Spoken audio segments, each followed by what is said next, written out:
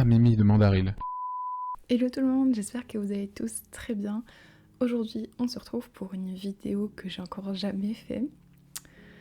Donc si jamais je fais des erreurs, que je bafouille un peu, soyez indulgents s'il vous plaît, c'est la première fois que je fais ce genre de vidéo. Du coup, il y a quelques semaines, j'avais demandé sur Instagram s'il y avait des vidéos que vous aimeriez voir sur la chaîne. Et sur 3 propositions, il y en avait 2 qui me demandaient de faire une vidéo recommandation manga, parce que sur mon compte Instagram, je poste de plus en plus de contenu lié au manga. Je fais des stories, des posts, etc. Et j'avoue que je commence à dévier un peu mon style de contenu par rapport à avant, parce que j'ai envie de varier un petit peu, quoi. Animal Crossing, c'est bien, mais il y a un moment, faut s'en détacher un peu, je pense. Puis comme je joue pas énormément, j'ai pas envie de me forcer seulement pour créer du contenu avec le jeu. Mais ça, je vous en avais déjà parlé dans ma FAQ. Et donc, puisque ça avait l'air de vous intriguer tout autant que moi j'aime les mangas, je me suis dit que ça pouvait faire un bon compromis. Donc je me doute que ça plaira sans doute pas à tout le monde, il n'y a pas de souci. Moi, c'est vraiment juste pour faire quelque chose qui me plaît, et puisque vous me l'avez réclamé, bah autant que ça plaise à tout le monde. Du coup, aujourd'hui, je vais vous parler de mes shoujo préférés. Donc je vous mettrai une petite définition à l'écran de ce que c'est le shoujo. Et en fait, je pensais faire plusieurs vidéos si jamais ça vous plaît, en fonction des différentes catégories. Donc il y a les plus grandes catégories, c'est shoujo, seinen et shonen. Il y en a sans doute d'autres aussi, mais c'est les principales que j'ai dans ma collection. Et puisque la plus petite catégorie que j'ai en collection, ce sont les shoujo, je me suis dit que pour la première vidéo, ça pourrait être bien. Donc j'ai 3 petits mangas, enfin petits, ils sont pas petits, mais j'ai 3 mangas ici, desquels je vais vous parler aujourd'hui. On va commencer par Yona, Princesse de l'Aube. Les dessins sont incroyables. Donc je vais vous présenter en quelques mots ce que c'est Yona. En gros résumé, ce qui se passe dans le tome 1 sans trop vous spoiler, c'est l'histoire de Yona, la princesse, comme le dit le titre, parce que c'est Yona, Princesse de l'Aube, le titre complet. C'est l'histoire de Yona qui est une princesse et qui se fait trahir. En gros, en très très gros, c'est ça. Et elle va devoir fuir son royaume pour plus tard essayer de le reconquérir. Mais il y a toute une... Vraiment, c'est un délire, cette histoire. Vraiment, ça va très très loin. Et donc, les genres qui sont abordés dans ce manga-ci, c'est... Désolée si je regarde en bas, c'est parce que j'ai mon carnet avec tout écrit dedans. Donc, les genres qui sont évoqués ici, on a action, aventure, comédie, drame historique, romance et surnaturel. Je pense que pour l'avoir lu, les genres principaux, c'est surtout l'aventure, l'historique et la romance. Perso, j'adore vraiment tout ce qui est historique. On a aussi comme manga que j'aime beaucoup, mais qui fait pas partie de la liste ici, Les Carnets de l'apothicaire. C'est aussi dans un contexte historique, mais c'est plus côté chinois. Et j'adore ce manga, c'est vraiment génial aussi, je vous en parlerai peut-être dans une prochaine vidéo du coup. Les thèmes qui sont abordés ici dans Yona, on a l'amour, l'assassinat. Ça vous laisse un peu placer le début de l'histoire. La guerre, la royauté, un triangle amoureux, ce qui est toujours sympa quand on a un manga qui est genré de romance. La vengeance et le voyage, donc ça vous place un petit peu le contexte du manga. Et perso, c'est vraiment quelque chose que j'adore. Je l'avais découvert sur le compte Instagram de Seimei Otaku. Je vous mettrai sa page Instagram quelque part ici. C'est grâce à elle que j'ai découvert ce manga-ci, et vraiment je suis trop contente de les avoir trouvés d'occasion. J'ai trouvé les 3 premiers tomes d'occasion sur Vinted, donc franchement, ça m'a aidé à passer le cap de les lire, parce que les mangas ça coûte cher. Donc l'auteur c'est Mizuo Kusanagi, si je le dis bien. L'éditeur de la version française c'est Pika, et vous allez le voir, cette édition pour moi c'est une des meilleures, parce que je trouve que chaque fois leurs couvertures elles sont incroyables, genre Tout est super beau, j'ai l'impression, chez Pika, et ils ont plein de séries qui sont hyper intrigantes et qui me font trop envie. Au niveau des volumes, au Japon, il y en a 37, donc c'est vraiment beaucoup. Et c'est pas fini, donc c'est encore en cours au Japon. En France, Belgique, on en a 35 et c'est aussi toujours en cours du coup, et je pense que c'est pas tout à fait près d'être fini.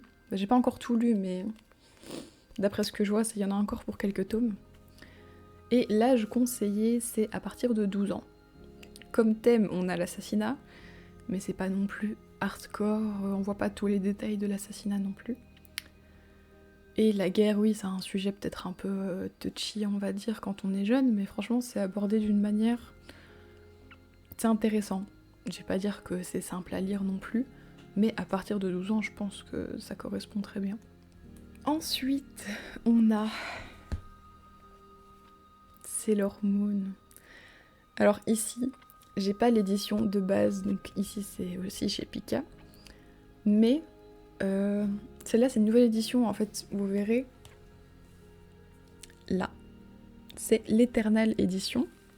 Je sais pas si vous le voyez, je crois que c'est à l'envers en plus, bref. Donc celle-ci, elle a été rééditée à partir de l'année passée. Je crois qu'ils ont sorti le premier tome il y a un peu plus d'1 an. Et donc c'est toujours en train d'être édité, alors que la série de base de Sailor Moon, elle est terminée depuis longtemps. Et j'ai choisi de prendre celle-ci parce que vraiment, enfin, on les voit ici. Dans une bibliothèque, ça rend très bien. Et j'ai vraiment un gros coup de cœur pour Sailor Moon, donc je voulais prendre une belle édition. Je me suis dit que ça valait le coup. Et voilà, mais c'est tout à fait possible de trouver encore maintenant les petites éditions en format normal. En gros, Sailor Moon, ça raconte, si vous connaissez vraiment pas, même si ça m'étonnerait un peu, parce que je crois que même les gens qui sont pas du tout dans l'univers des mangas, des animes, etc., connaissent Sailor Moon, parce que c'est la base. Sailor Moon, c'est comme Dragon Ball, One Piece, tout le monde connaît, parce que c'est des classiques. Et ici, ça raconte en gros l'histoire d'une jeune fille qui est collégienne, je pense, au début de l'histoire, qui rencontre Luna, le petit chat, que j'ai fait en tatouage d'ailleurs, et qui se rend compte qu'en fait, elle a des pouvoirs, qu'elle peut se transformer en cette magnifique guerrière, et qu'elle est protégée par la lune. Et alors, au fur et à mesure des tomes, des chapitres, etc., elle va se faire une petite équipe pour combattre les forces maléfiques qui veulent s'emparer de la Terre, en gros. C'est vraiment très résumé, il y a beaucoup plus de détails et de choses... Ce serait beaucoup trop long de vous en parler en fait, mais... Bref, ici c'est juste un résumé très général de l'œuvre. Donc, au niveau des genres, ça évoque l'action, la comédie, le drame et la romance. Quelque chose de très basique parce que ça date quand même d'il y a quelques dizaines d'années, Sailor Moon, si vous connaissez à peu près l'histoire des mangas, des animés, etc. C'est un classique en fait, on va dire. Au niveau des thèmes, on a l'amitié, les magical girls, c'était aussi quelque chose qu'il y avait beaucoup dans les années 90, je pense, au niveau animé manga. La magie et la nostalgie. La nostalgie, pour moi, c'est un truc, genre vraiment, ça m'a vraiment touché, la nostalgie de ce manga-là, parce que quand j'étais petite, en fait, c'est le premier manga que j'ai lu. Il y avait 2-3 tomes, je pense, et c'était même pas les premiers. Je crois qu'il y avait les tomes 7, 8, 9, quelque chose comme ça. Dans la bibliothèque de mon école primaire, donc vraiment ça date quoi, je devais avoir 7-8 ans quand je les ai lus. Et en fait, je connaissais pas les mangas, je pensais que c'était des livres normaux, et donc je les lisais complètement à l'envers, donc je comprenais rien. En plus c'était même pas les premiers tomes, genre vraiment... J'avais rien compris. Et quand j'ai vu cette édition-là à la librairie à côté de chez mon copain, ça m'a vraiment pris par les sentiments, et rien que les dessins... Je vais pas dire non plus j'ai les larmes aux yeux qu'en voyant les dessins, mais vraiment ça m'a rappelé une époque de quand j'étais petite, et il fallait absolument que je le prenne. Donc voilà un peu l'histoire de mon amour pour ce manga-là. Donc, on revient à nos moutons. L'auteur c'est Naoko Takeuchi, si pareil si je le dis bien. L'éditeur, comme je vous l'ai dit, c'est Pika pour cette édition-là. Mais sinon, les éditions de base sont publiées chez Glénat. Au niveau des volumes, comme je vous l'ai dit, que ce soit au Japon ou en France, Belgique, Europe, etc., On est à 18 tomes terminés pour l'édition de base, et pour l'édition Éternelle, on en est à 8. Je les ai tous. Et c'est encore en cours. Donc pareil, je crois qu'il y aura... Pour cette édition-là, je pense qu'on aura 10 tomes, si je me trompe pas. Il y en a un petit peu moins que les tomes de base, parce que ceux-ci sont vraiment très gros. Il y a un peu plus que l'équivalent d'un tome basique, si je m'exprime bien, chaque fois dans un tome de Éternel. Et au niveau de l'âge conseillé, c'est pareil que Yona, c'est 12 ans et plus. Pareil, je trouve ça encore correct. Même en soi, je les lisais vraiment quand j'étais petite, donc il n'y a rien qui m'a choquée, qui m'a traumatisée, quoi que ce soit. Juste, il y a certains antagonistes, on va dire, de la série qui sont un peu dessinés et ça peut effrayer. Mais de là à dire 12 ans, je trouve qu'on peut même le lire plus tôt que ça. Même 10 ans, ça correspond très bien. Et je trouve que c'est vraiment un bon manga pour commencer. Genre, si vous lisez pas beaucoup de mangas, ça peut être une bonne série. Justement, c'est un classique, comme je vous disais. Ça peut être une bonne série pour se lancer dans le monde du manga. Et c'est exactement ce que j'ai fait. C'est le tout premier manga que j'ai racheté en étant plus une enfant. Et ça m'a amené à acheter tout ça. Donc ça m'a bien mis dans l'univers des mangas, etc. Je me suis vraiment plongée dedans avec Sailor Moon. Hein. Donc vraiment, mon amour pour ce manga est inconditionnel, je crois qu'on peut le dire.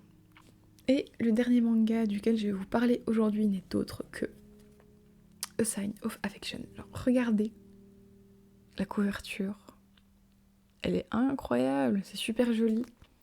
Donc ici, les genres qui sont évoqués, on a le drame, la romance et slice of life. Donc ça, c'est un genre qui évoque... on suit un peu la vie au fur et à mesure des protagonistes. Les thèmes, ce sont l'amour, le handicap et le quotidien. Donc le handicap, c'est parce que cette histoire-ci, pareil, en gros, je vous fais un résumé très très résumé. C'est l'histoire d'une jeune fille, Yuki, qui rencontre un garçon, Itsuomi. Et en fait, Yuki est sourde depuis la naissance. Et elle rencontre Itsuomi, et en fait, c'est un gars qui voyage beaucoup, qui s'intéresse un peu à toutes les cultures. Et quand il rencontre Yuki, il se rend compte que c'est une culture. Il se rend compte que c'est quelque chose qu'il connaît pas du tout, la surdité, le handicap, etc. Du coup, il s'intéresse très fort à la jeune fille. Et ben, on va suivre leur histoire, etc. Mais c'est vraiment quelque chose... j'ai adoré ce manga parce que j'étais vraiment dans tous mes états à chaque planche. Vraiment, ils sont super mignons. Et pareil, c'est quelque chose que je vous conseillerais si vous débutez dans les mangas.